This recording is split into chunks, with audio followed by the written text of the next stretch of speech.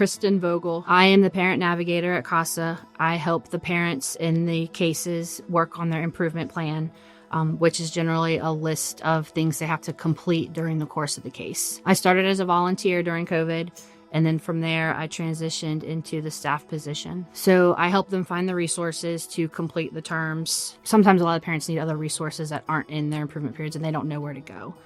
So a lot of times when the parents are put into these positions, they're kind of maybe not at rock bottom, but they're pretty close to it. So we have to support them with the positivity and point them in the direction to find the resources and the help that they need, because a lot of them don't know where to go to look for that. It feels good knowing that I helped somebody get out of a low and back on track to where they need to be to get their kids back. I didn't know what CASA was when I started, but the more that you help, the more it's fulfilling.